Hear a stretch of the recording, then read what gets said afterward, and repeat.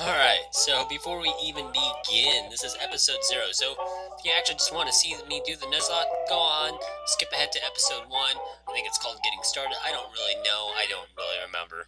It doesn't really matter either way. This is just me explaining the rules of what a Nuzlocke is, and let's go! So, before I begin, I should really give credit to where credit is due. Well, if you've ever actually seen a Nuzlocke challenge on a Pokemon gameplay, you should really pause this video and look up a guy named ProJared on YouTube. ProJared, that's P-R-O-J-A-R-E-D, Fire Red Edition. It's probably the best Nuzlocke challenge gameplay I've seen on the internet.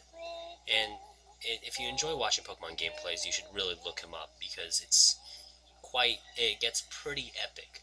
And if you've already seen Nuzlocke challenges, you've probably seen ProJared's gameplay and are like, hey, I want to see more of this, and be like, yay! So, whatever. Anyways, point is, if you don't know what a Nuzlocke challenge is, a Nuzlocke challenge, I believe the history starts off on some sort of random forum where the guy made a webcomic about a character named Nuzlocke, and the Pokemon died, and they started doing rules, and people started doing their own Nuzlockes, and that's where it comes from. Or something like that. I don't remember exactly.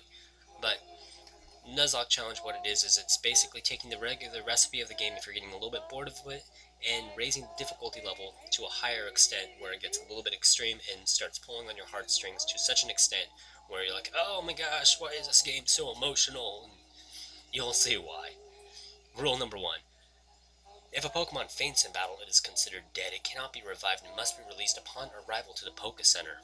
What that means is, like, if you're in the middle of a fight and your Rattata dies, it's gone. You can't go back to the Poke Center and revive it and be like, yeah, I got my Rattata back. You know, it's gone for good. Release it.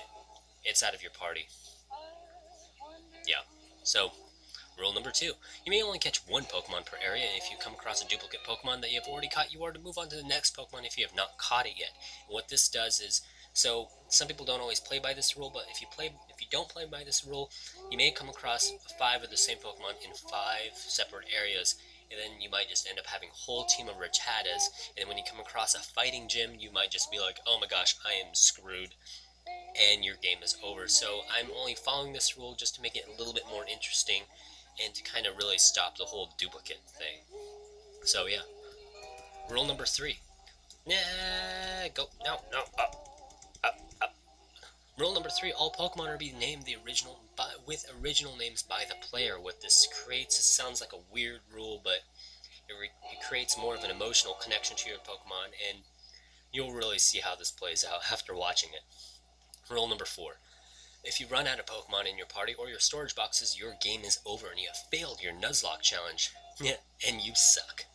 So, some people don't always play by this rule, so if you start doing your own Nuzlocke challenge by yourself, you don't have to follow this rule, but I will follow this rule. Where if I'm in the middle of a fight, let's say in Gym Leader, and all 6 of my Pokemon die, I'm gone. That's it. When I white out or black out, I'll be consider myself dead in the game as well, and my Nuzlocke challenge is over.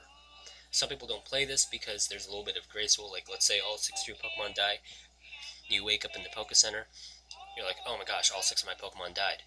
You still got 3 left or 4 left or whatever in your box, and you're like, okay, I'm going to make a ragtag team out of those guys. You can do that if you want. That just makes it a little bit easier, but I like making things just a little bit harder on myself. So, I'm going to follow my rule, and if I faint in battle, I'm dead. Game over.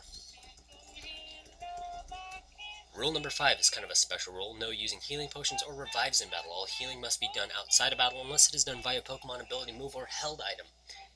And some people don't follow this only because it makes it really hard, but it's just something I've always done in regular Pokemon games, so I'm just going to follow it regardless.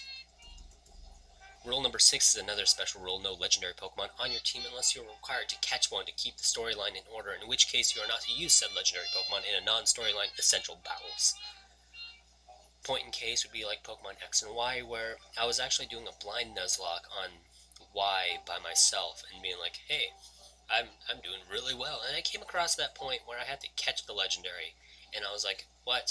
So I kept beating him until I realized there's no way around it. I had to catch him, use him in a fight, and then at that point, I'm going to follow this rule by saying if I have to catch a legendary, I'm only going to use him if I have to, and then release him when I can.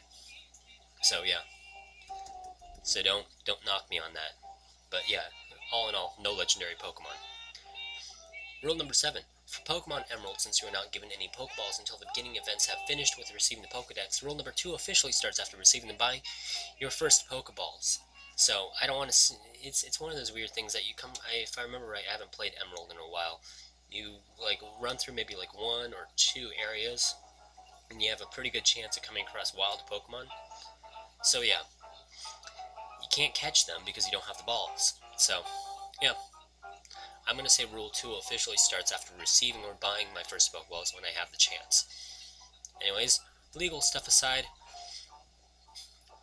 excuse me, burp. All music in the sequence is public domain and has been provided by TuneIn.com, their public domain jazz station. And I, Sensei Pong, do not own the rights to the Pokemon game or the franchise or the characters, and all rights are held by the Pokemon Company and Nintendo. Alright,